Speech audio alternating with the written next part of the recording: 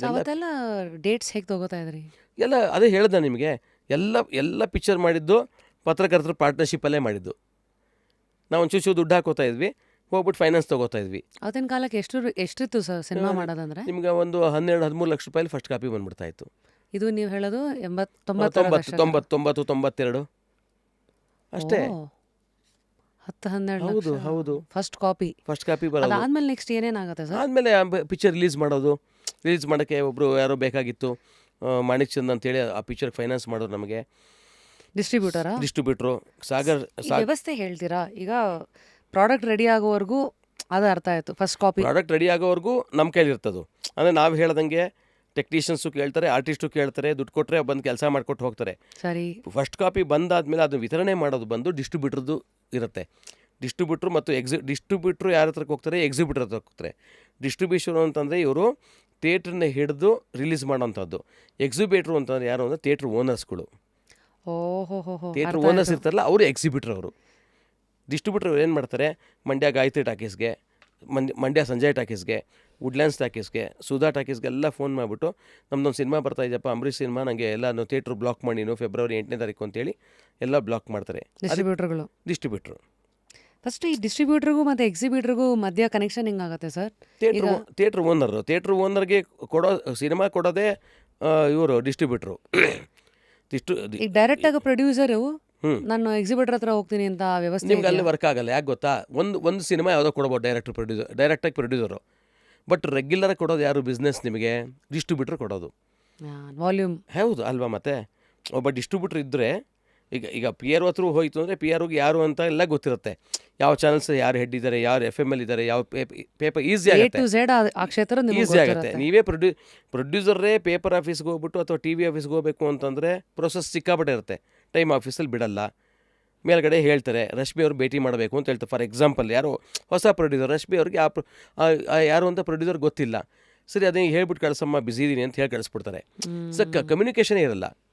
ಅಥವಾ ಅಕಸ್ಮಾತ್ ನೀವು ಒಳ್ಳೆಯವರಾಗಿ ಒಳಗಡೆ ಕರೆದು ಏನು ಅಂತಂದಾಗ ಒಂದು ಸಿನಿಮಾ ಮಾಡಿ ಸರ್ ಇದೊಂದು ಪ್ರಚಾರ ಮಾಡಿಕೊಡಿ ಅಂತಂದರೆ ಆಯ್ತು ನಿಮ್ಗೆ ಯಾರಿಗೂ ನಿಮ್ಮ ರಿಪೋರ್ಟ್ರಿಗೆ ಹೇಳ್ತೀರಿ, ಅದೊಂಚೂರು ಏನೋ ಹಾಕೊಟ್ಬಿಟ್ರ ಪಾಪ ಯಾರೋ ಬಂದಿದ್ರು ಅಂತೇಳಿ ಅಲ್ವಾ? ಅದು ಒಂದ್ಸರಿ ಸರಿ ಹೋಯ್ತು, ಪ್ರತಿ ಸರಿ ಆಗಲ್ವಲ್ಲ. ಇವತ್ತಿಗೂ ಕೂಡ ಡಿಸ್ಟ್ರಿಬ್ಯೂಟ್ರ್ ಥ್ರೂನೇ ಡಿಸ್ಟ್ರಿಬ್ಯೂಷನ್ ಮಾಡಬೇಕು. ನಿಮಗೆ ಸಿಗೋ ಡಿಸ್ಟ್ರಿಬ್ಯೂಟ್ರಿಗೆ ಸಿಕ್ಕಿದಂಗೆ ಎಕ್ಸಿಬ್ಯೂಟ್ರು ಪ್ರೊಡ್ಯೂಸರ್ಸ್ಗೆ ಸಿಗ್ತಾರೆ.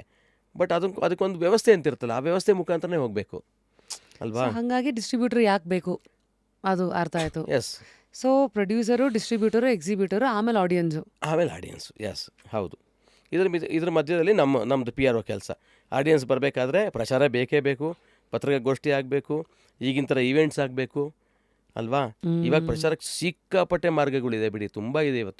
ಇವತ್ತು ರೀಚ್ ಮಾಡೋದು ಬಹಳ ಈಸಿ. ಇವತ್ತು ಮುಂಚಿನ ಥರ ಅಲ್ಲ. ಅವತ್ತೆಲ್ಲ ಏನಿತ್ತು? ಈಗ ಫಸ್ಟ್ ಕಾಪಿ 12 ಬಂದಮೇಲೆ ಫೈನಲ್ ಸಿನಿಮಾ ರಿಲೀಸಿಗೆ ಮತ್ತೆ ಇನ್ನೆಷ್ಟು ಬೇಕಾಗ್ತದೆ? ಫಸ್ಟ್ ಕಾಪಿ ಬಂದಾದಮೇಲೆ ನಿಮಗೆ ಪೋಸ್ಟ್ರುಗಳು ಮಾಡಿಸೋರು, ರೋಡ್ಗೆಲ್ಲ ಅಂಟಿಸ್ತಾರಲ್ಲ, ಸ್ಟ್ರೀಟ್ ಪೋಸ್ಟ್ರು, ಅದನ್ನು ಮಾಡಿಸೋರು. ಅದೊಂದೇ ಪಬ್ಲಿಸಿಟಿ ಇದ್ದಿದ್ದು. ಅದು ಬಿಟ್ಟರೆ ಎಲ್ಲ ಥಿಯೇಟ್ರಲ್ಲೂ ಶೋ ಕಾರ್ಡ್ ಅಂತ ಸಾಕೋರು.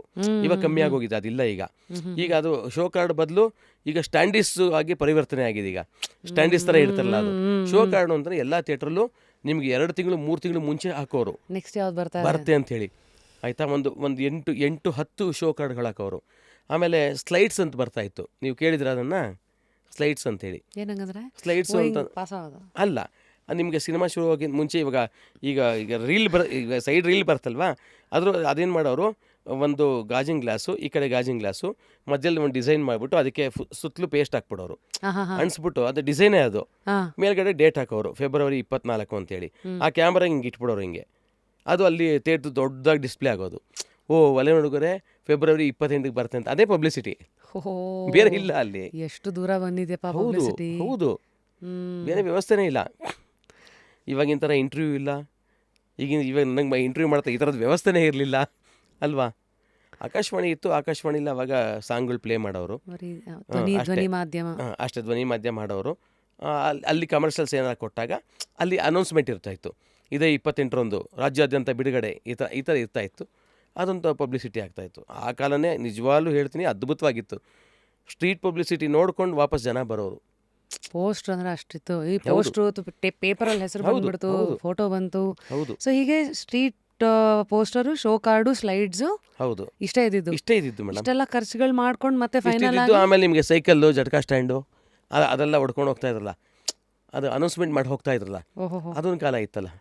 ಆಮೇಲೆ ಬರ್ತಾ ಬರ್ತಾ ಬರ್ತಾ ಬರ್ತಾ ಪರಿವರ್ತನೆ ಆಯಿತು. ಸೊ ಇಲ್ಲಿಂದ after first copy to theatre ಎಷ್ಟು ಖರ್ಚಾಗೋದು ಅವತ್ತೆಲ್ಲ ಸಿನಿಮಾಗೆ? ನೀವು ಡಿಪೆಂಡ್ಸ್. ಇವಾಗ ಒಂದು 10-15 ಲಕ್ಷ ರೂಪಾಯಿ ದೊಡ್ಡ ಹೀರೋಸ್ದು ಫಸ್ಟ್ ಕಾಪಿ ಬಂತು ಅಂದರೆ ಆಮೇಲೆ ತಿರ್ಗಾ ವಾಪಸ್ ಅದನ್ನು ಪ್ರೊಸೆಸ್ ಪ್ರಿಂಟ್ ಹಾಕಬೇಕಾಗಿತ್ತು ನಿಮಗೆ. ಇವಾಗ ನೀವೆಲ್ಲೋ ಒಂದು ಕೂತ್ಕೊಂಡು KDM ಕೊಡ್ತಾರೆ, ಎಲ್ಲೋ ಚೆನ್ನೈನಲ್ಲೋ ಅಂದರೆ ನಿಮಗೊಂದು ಲಿಂಕ್ ಕೊಡ್ತಾರೆ. ಈಗ ನೀವು ದುಡ್ಡು ಕಟ್ತು ಅಂತ ನಿಮ್ಮ ಹಾರ್ಡ್ ಡಿಸ್ಕಲ್ಲಿ ನಿಮ್ಮ ಸಿನಿಮಾ ಇರ್ತಲ್ವಾ, ಆ ಸಿನಿಮಾ ಹೋಗ್ಬಿಟ್ಟು UFO ಕ್ಯೂಬ್ ಅಂತ ಒಂದು ಸಂಸ್ಥೆ ಇದೆ, ಅಲ್ಲಿ ಡೌನ್ಲೋಡ್ ಮಾಡಿರ್ತಾರೆ ನೀವು. ಈಗಿನ ವ್ಯವಸ್ಥೆ ನಾನು ಹೇಳ್ತಿರೋದು, ಆಯಿತಾ? ಅದನ್ನು ನಿಮಗೆ ಎಲ್ಲೋ ಒಂದು ಕೂತ್ಕೊಂಡು ಬಾಂಬೆಲ್ಲೋ ಕಲ್ಕತ್ತಲ್ಲೋ ಎಲ್ಲೋ ಕೂತ್ಕೊಂಡು ಆ KDM ಬಂದು ನಿಮ್ಮ ಸಿಸ್ಟಮಿಗೆ ಬಂದು ಬಿದ್ದಿರುತ್ತೆ ನಿಮ್ಮ ಥಿಯೇಟ್ರಿಗೆ ಬಂದು. ನೀವು ಅದನ್ನು ಆನ್ ಮಾಡ್ತು ಅಂತಂದರೆ ಪಿಕ್ಚರ್ ಓಪನ್ ಆಗುತ್ತೆ, ಅದೇ ಪ್ರೊಜೆಕ್ಷನ್ಗೆ ಹೋಗ್ಬಿಡುತ್ತೆ. ಓಪನ್ ಆಗುತ್ತೆ. ಇಷ್ಟೇ ಇವತ್ತು, ಬಟ್ ಅವತ್ತಿನ ಕಾಲಕ್ಕೆ ಪ್ರಿಂಟ್ ಇತ್ತು. ಪ್ರಿಂಟ್ ಹಾಕ್ಸ್ಬೇಕಾಯ್ತು. ಒಂದೊಂದು ಈಗ ಕಂಠೀರವ ಸ್ಟುಡಿಯೋ ಅಂತ ಇದೆಯಲ್ಲ, ಅಲ್ಲಿ ಪ್ರಸಾದ್ ಲ್ಯಾಬ್ ಅಂತಿತ್ತು, ದೊಡ್ಡ ಲ್ಯಾಬ್ ಅದು, ಆಯಿತಾ? ಪ್ರತಿ ಒಂದು ಸಿನಿಮಾ ಪ್ರೋಸೆಸ್ಸು ಆಗ್ತಾ ಇದ್ದಿದ್ದು ಅಲ್ಲೇ ಮೇಡಮ್. ಮುಂಚೆ ಎಲ್ಲ ಶೂಟ್ ಮಾಡ್ತಾ ಇದ್ದನ್ನ ಇವಾಗ ಡಿಜಿಟಲೈಸ್ ಆಗಿದೆ, ಅವಾಗ ಇರಲಿಲ್ಲ. ಆವಾಗ ನಿಮಗೆ ರೀಲ್ಸ್ ಇತ್ತು 400 ಅಡಿ ಅಂತೇಳಿ ಕ್ಯಾಮ್ರಾಗೆ ಫಿಕ್ಸ್ ಮಾಡೋರು, ಅದನ್ನು 1000 ಫೀಟ್ ಅಂತ ಬಂತು ಆಮೇಲೆ ರೀಲ್ಸ್ಗಳು, ಆಯಿತಾ? ಹೌದು, ಸಿನಿಮಾ ರೀಲ್ಸು ಅದೇ ಓಡ್ತಾ ಇದ್ದದ್ದು. ಅಂದರೆ ಅಷ್ಟು ದೊಡ್ಡ ಅಡಿದು ಸುತ್ಕೊಂಡಿರೋ ರೀಲ್. ಹೌದು, ಅದಕ್ಕೆ ಇನ್ಸ್ಟಾಲ್ ಮಾಡೋದು ಮ್ಯಾಗ್ಝೈನ್ ಅಂತ ಹೇಳೋರು ಅದಕ್ಕೆ. ಅಂದರೆ ಈ ಕಡೆ ಇದು ನಾವು ಹಿಂದೆ ಈಗ ನಿಮಗೆ ಇದಕ್ಕೆ ನೆನಪಿರಬೇಕು, ಸ್ಟಿಲ್ಸ್ ರೋಡ್ ಮಾಡ್ತಾ ಇದ್ವಿ ಗೊತ್ತಾ ನಿಮಗೆ? ಒಂದು ಇದು ಬರ್ತಾ ಇದ್ದು ಗೊತ್ತಾ ಫೋಟೋದು, ಅದಕ್ಕೆ ಜ್ಞಾಪಕ ಇದೆ ನಿಮಗೆ? ಜ್ಞಾಪಕ ಇಲ್ಲ ನಿಮಗೆ? ಫೋಟೋಸ್ ತೆಗಿಬೇಕಾದ್ರೆ ನಿಮಗೆ ಇದು ರೋಲ್ ಕೊಡಾಕ ಆ ಥರದಲ್ಲೇ ಇದಿದ್ದು. ಹೌದು, ಆಕ್ಫಾ ಅಂತ ಒಂದು ಆರ್ವೋ ಅಂತ ಒಂದು ಏನೋ ಇತ್ತು, ಆರ್ವೋ ಅಂತ ಹೇಳಿ, ಒಂದು ಅಲ್ಯೂಮಿನಿಯಮ್ದು ಯಾವುದೋ ಒಂದು ಇದಿರೋದು ಹಿಂಗೆ ಹಿಡ್ಕೊಂಡು ಹೋಗೋರಲ್ಲ. ಹೌದು ಆಯಿತಾ? ಅಲ್ಲಿಂದ ಶುರು ಆಗ್ತಾಯಿದ್ದು ನಿಮಗೆ ಪ್ರೊಸೆಸ್ಸು. ಈಗಾದರೆ ನೀವು ಏನು ತೆಗೆದಿದ್ದೀರಾ ಅಂತ ಅಂದ್ಬಿಟ್ಟು ಮಾನಿಟ್ರಲ್ಲಿ ನೋಡ್ತಾ ಇದ್ದೀರಿ, ಅವಾಗ ಮಾನಿಟ್ರೇ ಇರಲಿಲ್ಲ, ಯಾವ ಮಾನಿಟ್ರು ಇಲ್ಲ ಮೇಡಮ್. ನಿಮ್ಗೆ ಏನು ನಿಮಗೆ ರೋಲ್ ಆಗಿತ್ತೋ ಅದು ಪ್ರಸಾದ್ ಲ್ಯಾಬ್ಗೆ ಹೋಗಿ ಪ್ರೊಸೆಸ್ ಆಗಿ ರಶ್ ಪ್ರಿಂಟ್ ಅಂತ ಆಗ್ತಾಯಿದ್ರು, ಬ್ಲ್ಯಾಕ್ ಆ್ಯಂಡ್ ವೈಟು, ಆಯಿತಾ? ಆ ರಶ್ ಪ್ರಿಂಟ್ ನೋಡಿದ ಮೇಲೇ ಆರ್ಟಿಸ್ಟು ಕಣ್ಣು ಮುಚ್ಚಿಯಾರೋ ಇಲ್ವೋ, ಆ ಶಾರ್ಟ್ಸ್ ಚೆನ್ನಾಗಿ ಬಂದಿದೆಯೋ ಇಲ್ವೋ ಅಂಥೇಳಿ. ಒಂದು ಆ್ಯಕ್ಟಿಂಗ್ದು ಬೇರೆ ಇತ್ತು, ಇನ್ನೊಂದು ಸೌಂಡ್ ಬೇರೆ ಇತ್ತು. ನೀವು ಆ್ಯಕ್ಟಿಂಗ್ ಮಾಡ್ತಿರ್ಬೇಕಾದ್ರೆ ಸೌಂಡ್ ಇಲ್ಲಿ ರೆಕಾರ್ಡ್ ಆಗ್ತಾಯಿತ್ತು ಸ್ಪೂಲಲ್ಲಿ, ಆ ಸೌಂಡ್ ಮ್ಯಾನೇ ಒಬ್ಬ ಇರೋನು. ಡೈರೆಕ್ಟ್ ರೋಲಿಂಗ್ ಅಂದ ತಕ್ಷಣ ಇಲ್ಲೂ ಆನ್ ಆಗ್ತಾಯಿತ್ತು, ಕ್ಯಾಮ್ರಾ ಅಂತ ಫಸ್ಟ್ ಹೇಳೋರು ಕ್ಯಾಮ್ರಾ ಆನ್ ಆಗ್ತಾಯಿತ್ತು, ರೋಲಿಂಗ್ ಅಂದಿದ ತಕ್ಷಣ ಸೌಂಡ್ ರೋಲ್ ಆಗ್ತಾಯಿತ್ತು, ಎರಡೂ ಆಮೇಲೆ ಸಿಂಕ್ ಆಗ್ತಾಯಿತ್ತು. ಈ ಪ್ರೊಸೆಸ್ಸೆಲ್ಲ ಇದ್ದಿದ್ದು. ಆಮೇಲೆ ಫಸ್ಟ್ ಕಾಪಿ ತೆಗೆದ ಮೇಲೆ ನಮಗೆ ಎಷ್ಟು ಥಿಯೇಟ್ರ್ ರಿಲೀಸ್ ಮಾಡ್ತೀವಿ ಆ ಥಿಯೇಟ್ರಿಗೆ ಕಾಪಿ ಅಲ್ಲೇ ಬಿಟ್ಬಿಡೋದಾ ಅಥವಾ ಶಿಫ್ಟಿಂಗ್ ಇರೋದಾ ಅಂತಿರ್ತೀವಿ ಮೇಡಮ್. ಶಿಫ್ಟಿಂಗ್ ಒಂದು ಏನು ಅಂತಂದರೆ, ಈಗ ಒಂದು 10 ಪ್ರಿಂಟ್ ಹಾಕ್ಸೋರು, 10 ಪ್ರಿಂಟು ಅಂತಲೇ 14 ಬಾಕ್ಸು, 14 ರೀಲು ಅಂತಲೇ 14 ಬಾಕ್ಸ್ ಬರ್ತಾಯಿತ್ತು. 14 ಬಾಕ್ಸ್ ಇಂಟು 10 ಪ್ರಿಂಟು ಅಂದರೆ 140 ಬಾಕ್ಸ್ ಆಗ್ತಾಯಿತ್ತು, ಆಯಿತಾ? ನಿಮಗೆ ಫಾರ್ ಎಕ್ಸಾಂಪಲು ಉಮಾ ಥಿಯೇಟ್ರು ಚಾಮರಾಜಪೇಟೆಯಲ್ಲಿದೆ, ಶಾಂತಿ ಟಾಕೀಸು ಜಯನಗರದಲ್ಲಿದೆ, ಆಯಿತಾ? ಅಲ್ಲಿಗೆ ವಾಪಸ್ಸು ಫಸ್ಟ್ ರೀಲ್ 10:15 ಇಲ್ಲಿ ಶುರು ಆಗೋದು. ಉಮಾ ಟಾಕೀಸಲ್ಲಿ ಶುರು ಆಯಿತು ಅಂದರೆ 10:00ವರೆಗೆ ಅಲ್ಲಿ ಶುರು ಮಾಡೋರು. ಆ 2 ರೀಲು ಇಲ್ಲಿ ರನ್ ಆಗಿರ್ತಲ್ವ, ಆ ರೀಲ್ ತೊಗೊಂಡು ಒಬ್ಬ ಶಿಫ್ಟ್ರು ಅಲ್ಲಿಗೆ ಹೋಗೋನು, ಅಲ್ಲಿ ಪ್ರೊಜೆಕ್ಟರ್ಗೆ ಹಾಕೋನು, ಹಾಗೆ ಹೋಗ್ತಾ ಇದ್ದು ಅವನೊಬ್ಬ ಅಲ್ಲೇ ಇಟ್ಬಿಡ್ತಾ ಇದ್ರು. ಅದ್ರ ಪ್ರಿಂಟಿಗೆ ಎಷ್ಟಾಗುತ್ತಿತ್ತು ಅವತ್ತೆಲ್ಲ? ಆವಾಗ ಒಂದು 20,000 30,000, ಅದು ಎಷ್ಟು ಅಡಿ ಅದ್ರ ಮೇಲೆ ಡಿಪೆಂಡ್ ಆಗುತ್ತೆ. ಎಷ್ಟು ರೀಲು ಸಿನಿಮಾ, 14 ರೀಲ, 16 ರೀಲ, 12 ರೀಲ, ಅದ್ರ ಮೇಲೆ ಡಿಪೆಂಡು. ಒಂದು ಅಡಿಗೆ ಇಷ್ಟು ಅಂತ ರೊಟೇಟ್ ಆಗ್ತಾ ಇತ್ತು. ಹೌದು, ಆಯಾ ಏರಿಯಾಗೆ ಒಂದಷ್ಟು ಪ್ರಿಂಟ್ಸ್ ಅಂತ ಇರೋದು. ಹೌದು, ಎಂಟೈರ್ ಕರ್ನಾಟಕ ಹಿಂಗೆ ವರ್ಕ್ ಆಗ್ತಾ ಇತ್ತು. ಚೆನ್ನಾಗಿ ದುಡ್ಡಿರೋ ಏನು ಮಾಡೋರು, ಒಂದು ಪ್ರಿಂಟ್ ಅಲ್ಲೇ ಇಟ್ಬಿಡೋರು. ಈಗ ಸಾಗರ್ ಟಾಕೀಸು, ಶಾಂತಿ ಟಾಕೀಸು ಅಂದರೆ ಒಂದು ಪ್ರಿಂಟ್ ಅಲ್ಲೇ ಇರ್ತಾಯಿತ್ತು. ಎಲ್ಲರೂ ಅಷ್ಟು ಸಾವುಕಾರ ಇರಲಿಲ್ವಲ್ಲ, ಶಿಫ್ಟಿಂಗ್ ಇರ್ತಾಯಿತ್ತು, ಆ ಶಿಫ್ಟ್ನವ್ರಿಗೂ ದುಡ್ಡು ಕೊಡಬೇಕು, ಈ ಥರ ಪ್ರೊಸೆಸ್ಸಲ್ಲಿ ಆಗ್ತಾ ಇದ್ದದು. ಇವತ್ತಿನ ಪರಿಸ್ಥಿತಿ ಬೇರೆ ಇದೆ ಅಲ್ವಾ? ಅಂಥ ಸೌಂಡಲ್ಲೇ ಇದ್ದು ಅಂಥ ಕ್ವಾಲಿಟಿ ಹೆಂಗೆ ಬರ್ತಾಯಿತ್ತು ಗೊತ್ತಾ? ನೆಗೆಟಿವಲ್ಲಿ ಇದ್ದಿದ್ದು ಕ್ವಾಲಿಟಿ ಇವತ್ತಿಗೂ ಎಂತೆಂಥ ಸಿನಿಮಾಗಳು ನೀವು ನೋಡ್ತೀರಾ, ಬೇರೆ ಈಗ ಉದಯ TV ಆಗ್ಬೋದು, ಯಾರು ರೇಟ್ಸ್ ತೊಗೊಂಡಿರ್ತಾರೋ ಅದೆಲ್ಲ ವಾಪಸ್ ಪ್ರಿಂಟಲ್ಲೇ ಬರ್ತಾಯಿದ್ದು, ಪ್ರಿಂಟಿಂದನೇ ತೆಗೆದಿದ್ದೆ ಎಲ್ಲ ಕಾಪಿನ.